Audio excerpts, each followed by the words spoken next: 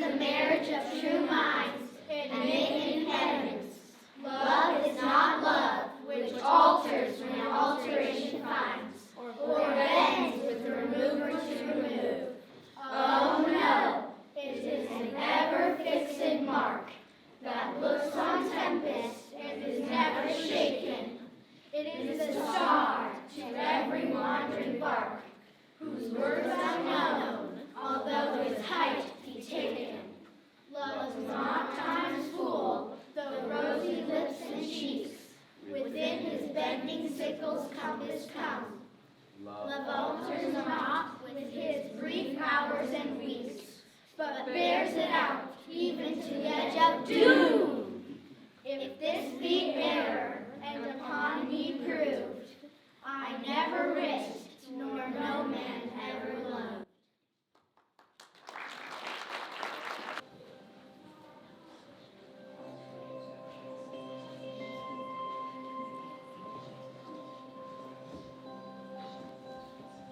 A group of simple workers live in Athens. They want to put on a play for the king and queen of the fairies. The leader of the group is named Quince, and the most dramatic one is named Bottom. They make a plan to meet in the woods the next night to practice their play.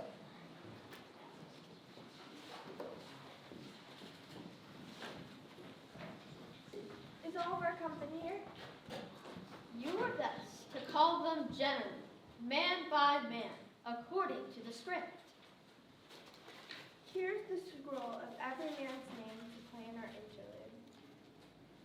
First, good Peter Quince, say what the play treats on, then read the names of the actors. Our play is the most lamentable comedy, the most cruel death of Pyramus and Thisbe. A very good piece of work, I assure you, and a merry. Now, good Peter Quince, call forth your actors by the scroll. Masters, spread yourselves. Answer as I call you. Nick Bottom the Weaver. Ready? Name what part I'm for. You, Nick Bottom, are set down for Pyramus. What is Pyramus? A lover or a tyrant? A lover that kills himself most gallant for love. That will ask some tears in the true performing of it. If I do it, let the audience look to their eyes. I will move storms. Now, name the rest of the players. Francis Fruit the Bellows Mender. Here, Peter Quince. You flute must take Thisbe on you. What is Thisbe, a wandering knight? It is the lady that Pyramus must love. Nay, faith let me not play a woman. I have a beard coming. You shall play in a mask and speak in any small voice as you will. Let me play Thisbe too. I'll speak in a monstrous little voice. Thisbe, Thisbe. Pyramus, lover dear! Robin Starveling the tailor. Here, Peter Quince. You must play Thisbe's mother. Tom Snout the tinker. Here, Peter Quince.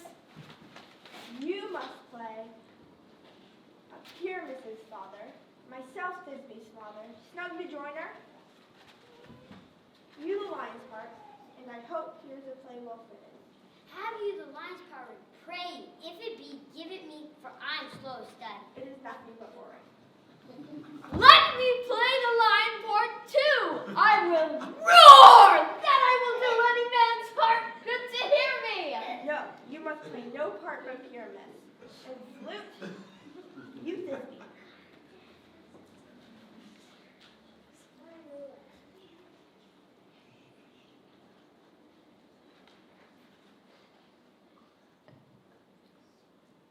Bottom says, well, I will undertake it. Well, I will undertake it. But masters, here are your parts. Meet me in the palace, wood by noon. There we will rehearse, most obscenely and courageous. Must take.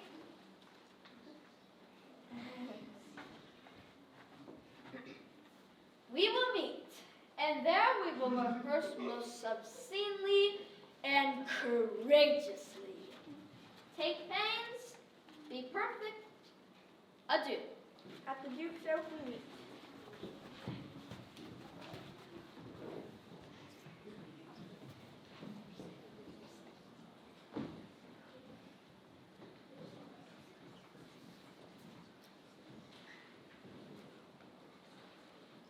In the woods near Athens lives a kingdom of fairies. Puck, a mischievous fairy, tells us that the king of the fairies, Oberon, is angry with his queen Titania because she has taken his servant boy and she refuses to give him back. Oberon devises a plan to punish her for it by pouring the juice of a magic flower into her eyes while she's sleeping so that she will fall in love with the first thing that she sees when she wakes up. How now, spirits? Whither wander you? I must go seek some dewdrops here, and hang a pearl in every cowslip's ear. Farewell, though lobo spirits, I'll be gone. Our queen and all our elves come here anon. The king doth keep his revels here tonight. Take heed the queen come not within his sight. For Oberon is passing fell in wrath, because her as her attendants hath a lovely boy, stolen from an Indian king. She never had so sweet a changeling, and jealous Oberon would have the child, knight of his train to trace the forest wild. You that shrewd and knavish sprite come up and good found. You do their work and they shall have good luck. Are you not he? Thou speak all right. I am that merry wanderer of the night.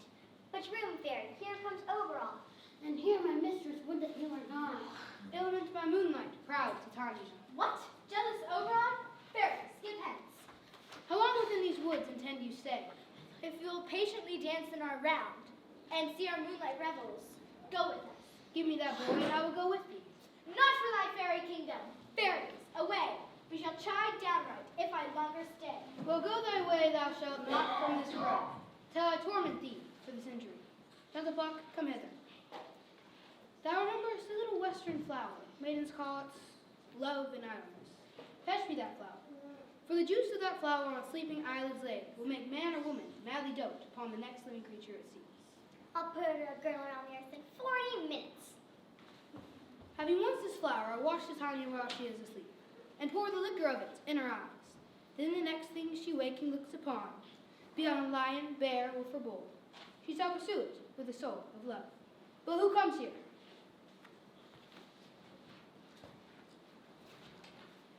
Come now, a roundel and a fairy song. Sing me now asleep, then to your offices and let me rest.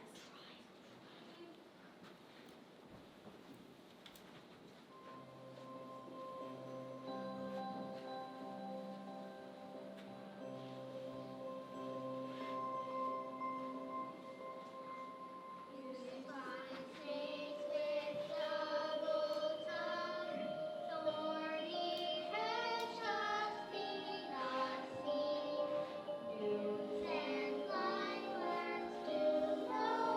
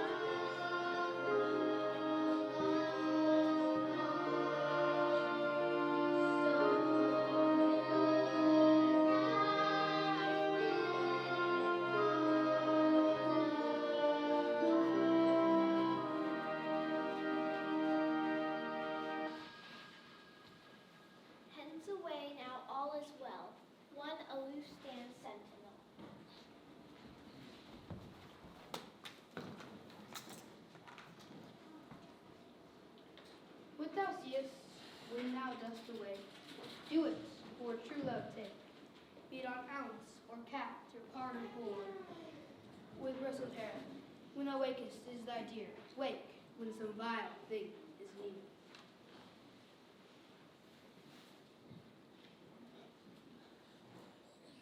The workers have arrived in the woods to practice their play, but they do not notice Titania sleeping near them. Puck thinks it would be fun to change Nick Bottom into a donkey so that Titania will fall in love with something so ridiculous. Are we all met? Pat, here's a marvelous place for rehearsal. Peter Quince? What sayest thou, Wooly Bottom? There are things in this comedy of Pyramus and Thisbe that will simply never please him. First, Pyramus must draw a sword to kill himself, which the ladies cannot abide. How answer you that? I believe we must leave out the killing when all is done. Not a whit. I have a device to make all well. Write me a prologue to say that Pyramus is not killed indeed, and tell them that I, Pyramus, am not Pyramus, but Bottom, the weaver. This shall put them out of fear. We will have such a prologue. Will not the ladies be afeard of the lion? I fear it, I promise you. A lion among ladies is a most dreadful thing. Therefore, another prologue must tell he is not a lion. Nay, you must name his name, and half his face must be seen through the lion's part, and he himself must speak through, saying, I am a man as other men are. Tell them plainly he is Snug, the joiner.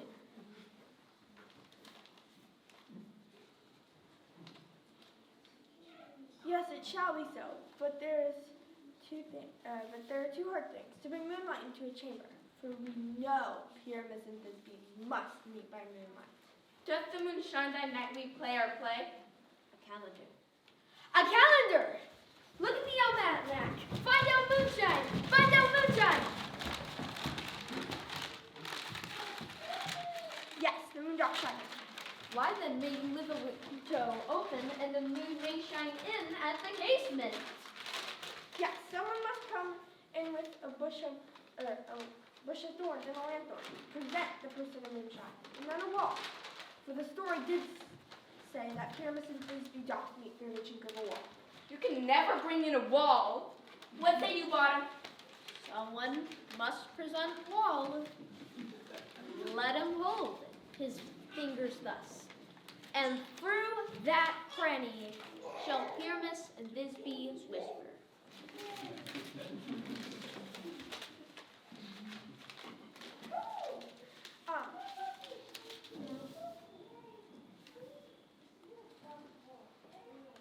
And then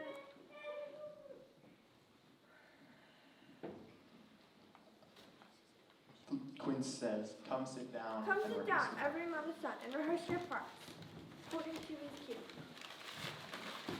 What tempting homespun have we straggling here, so near the cradle of the fairy queen? Speak, Pyramus, Thisbe, stand forth.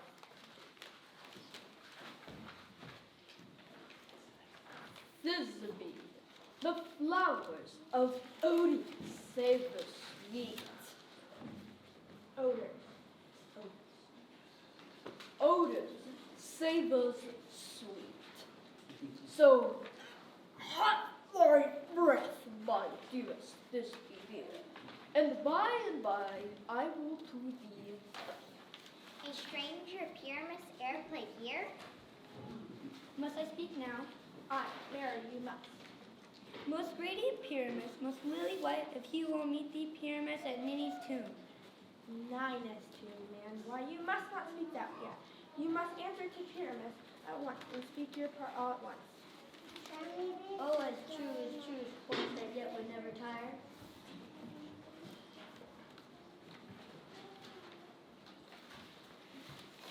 If I were fair, Thisbe, I were only thine. Oh, monstrous! Oh, strange! We are haunted! Pray, master, fly! Help!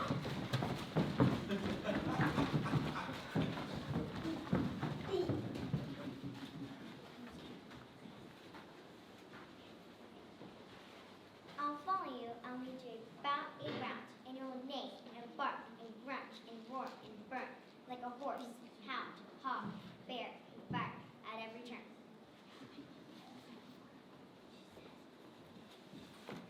Why do they run away? This is a knavery of them to make me fear. Oh, bottom, thou art changed. What do I see on thee? What do you see? You see an ass head of your own, do you? Bottom, thou art translated. I see their knavery. This is to make an ass of me, to fright me, if they could. But I will not stir from this place. Do what they can. I will walk up and down, and I shall sing, so they shall hear I'm not afraid. The finch, the sparrow, and the lark, the plain-sung cuckoo gray, whose full doth many a band doth mark, and dares not answer nay.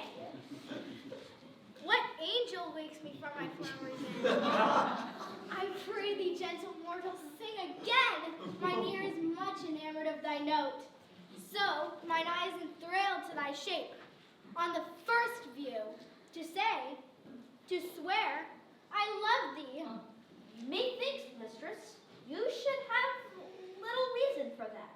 And yet, to say the truth, reason and love keep little company together nowadays. Thou art as wise as thou art beautiful. Out of this wood do not desire to go. Thou shalt remain here. Whether thou wilt or no, I am a spirit of no common race. And I do love thee. Therefore go with me. I'll give thee fairies to attend on thee. Peace blossom, cobweb, moth, and mustard seed. Ready? And I. And I. And I. Where shall we go? Be kind and courteous to this gentleman. Feed him with apricots and dewberries, with purple grapes, green figs, and mulberries. The honey bag steal from the humble bees, and pluck the wings from painted butterflies, to fan the moonbeams from his sleeping eyes, nod to him elves and do him courtesies. Hail, mortal. Hail. Hail. Hail. I cry your worship's mercy. Heartily, I bespeak your worship's name. Cobweb. Good master Cobweb. Your name, honest gentleman? Peace blossom. I pray you commend me to Mistress Squash, your mother. Your name, I bespeak you, sir? Mustard seed. Good master Mustard Seed. I promise you your kindred had made my eyes water ere now. Come, wait upon him. Lead him to my bower. I wonder if Titania be a witness. And if so, what next came in her eye? Here comes my messenger. How now, Madam Spirit? My mistress with the monster in love. A crew of patches, rude mechanicals, were met together to rehearse a play, intended for great Oberon's nuptial day. The shallowest thick skin of that barren sort, a donkey's knoll I fixed on his head, and when they spy him at his sight, away his bellows fly, when in that moment so it came to pass, Tiana winked, and straightway loved a donkey. This falls out better than I could devise. Once Oberon has had enough fun with Titania, who is in love with Bottom the donkey, he removes the spell. Come, sit thee down upon this flowery bed, while I thy ample cheeks do coy, and stick musk roses in thy sleek smooth head, and kiss thy fair large ears, my gentle joy. Where's Peas Blossom? Ready? Scratch my head, Peas Blossom. Where's Monsieur Cobweb? Ready? Monsieur Cobweb, kill me a red-hipped humblebee on the top of a thistle. Where's Monsieur Mustard Seed? Ready, what's your will? Tell Cobweb to scratch, for methinks I'm marvelous hairy about the face. What wilt thou hear some music, my sweet love? I have a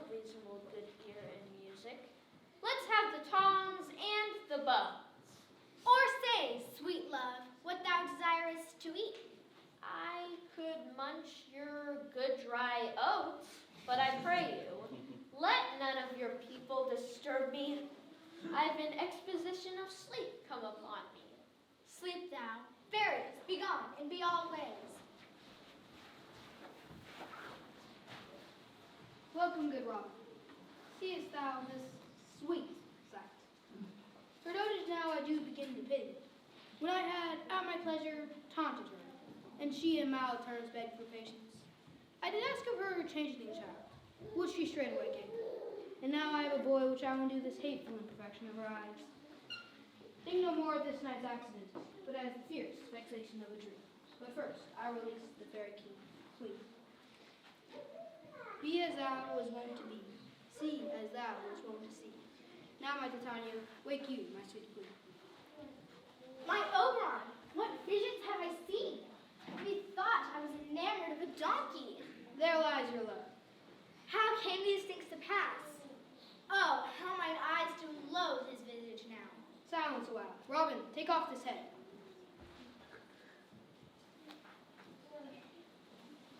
Now when thou wakest with thine overflow's eyes peep. Sound, music, come my queen, take hands with me, and rock this ground whereon these sleepers be.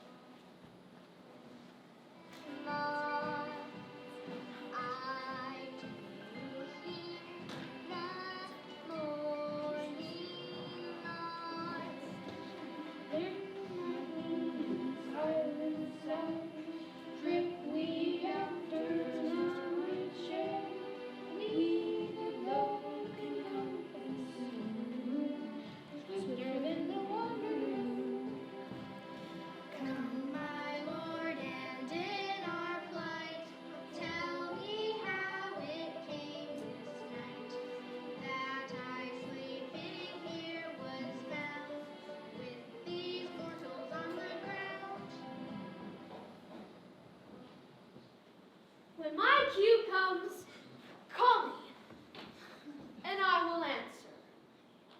Hi-ho, Peter Quince, flute, snout, starveling, stolen hence, and left me asleep. I have had a most rare vision. Methought I had, but man is but a patched fool. If he will offer to say what methought I had.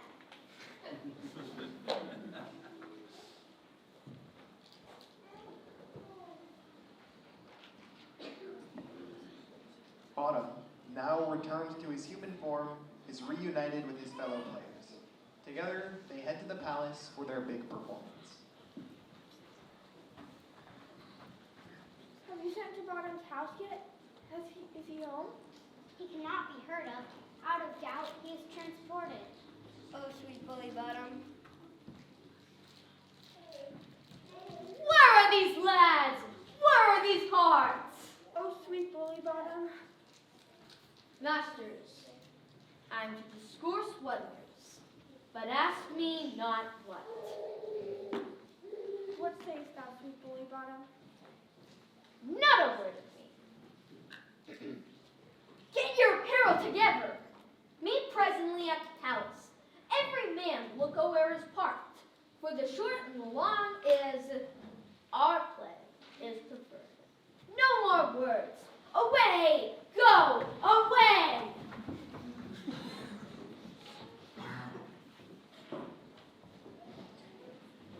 The amateur acting troupe finally gets to perform their play for the king and queen of the fairies.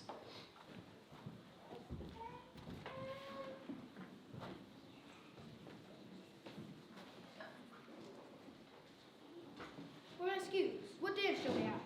Is there no play? Call Puck. Here, mighty Oberon. What abridgment have you planned for us this evening? A tedious scene of young pyramids and Thisbe, merry, tragical, tedious, and brief. A play there is, my lord, somewhat 10 words long. But by 10 words, my lord, it is too long, which makes it tedious. For in all the play there is not one word apt, not one player fitted. Who are they that do play? Hard-handed men who work in Athens here. I will hear that play. Go, bring them in. And take your places, ladies. I love not to see wretchedness or charged in duty in his service perishing. Why, my gentle sweet, you see no such thing. So please your grace, the prologue is addressed. Let him approach.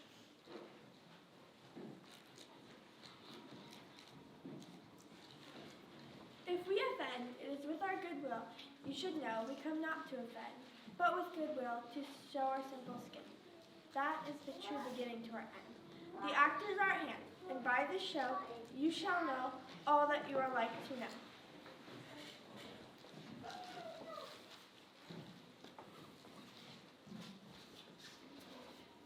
In this same interlude, it doth befall that I, once not my name, present a wall, and such a wall I would have you think, that in it a cranny hole or chink, through which the lovers Pyramus and Thisbe did whisper, often very secretly.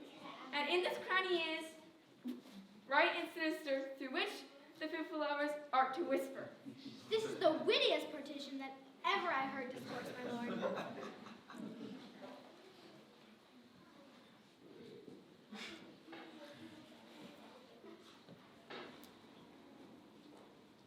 Pyramus draws near the wall. Silence. Oh, grim looked night. Oh, night with hue so black. Oh, night. Oh, night. Alack, alack, alack. I fear my Thisbe's promise is forgot. Thou wall, oh sweet and lovely wall, show me thy chink to blink through with mine eye. Thanks, courteous ball, but what see I? No Thisbe do I see ya. Oh, wicked wall, through whom I see no bliss. Cursed by thy stone for thus deceiving me. The law, methinks, being sensible, should curse again. No, in truth, sir, he should not. Deceiving me is Thisbe's cue. She is to enter now, and I must fire through the wall. You shall see. Yonder she comes. Oh, well, departing my fears of you. My cherry lips have often kissed thy stones, with rhyme and hair knit up in thee. See a voice. Now will I to the chink, to spy and eye can hear my Thisbe's face. Thisbe! Oh, kiss me through the hole of this vile wall. I kiss the wall's hole. I feel it down. Wilt thou at Ninny's too meet me straightway? I come without delay.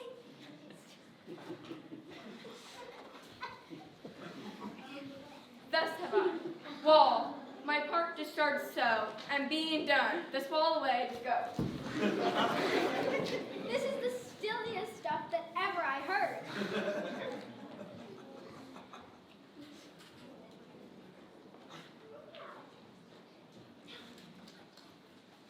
This is old Minnie's too. Where is my love?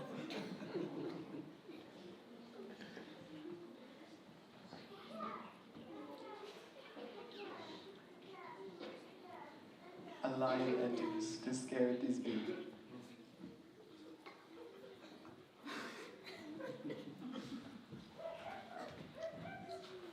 You, ladies, you, whose gentle hearts do fear the smallest monstrous mouse that creeps on forth, may now perchance with quaking tremble here, when lying rough in wildest rage doth roar. Then know that I, one snug the joiner, am a lion failed, or else no lion stand. All that I have to say is to tell you that this lantern is the moon. I, the man in the moon, this thorn bush, my thorn bush, and this dog, my dog. This is old Minnie too. Where is my love? Well, Lord Lion,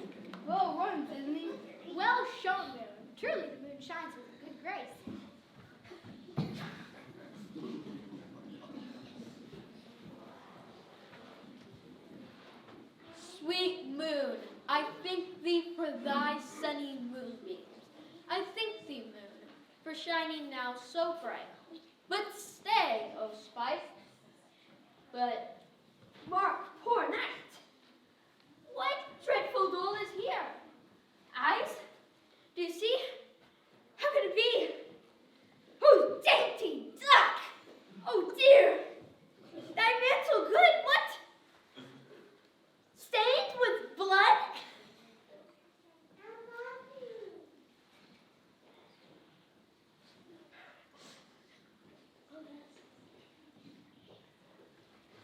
Over on Passion seven. and death of a dear friend goes near to make a man look sad. I pity the man. Come, tears, confound. Out, sword, and wound the path of Pyramus, where heart doth hop. Thus I die. Thus! Now I am dead. Now I am fled. My soul is in the sky. Tongue, lose thy light. Moon, take thy flight. Now, die. Die. Die. Die. Die. With a certainty, he may recover and prove an ass. How chance moonshine is he gone before this becomes back and finds her lover? She'll find him by starlight. Asleep, my love, what did my dove? Oh, Pyramus, arise, speak, quite dumb. Dead, these lily lips, this cherry nose, these yellow cows with cheeks are gone. Tell not a word, come trusty sword, and farewell, friends, thus this be ends. Adieu.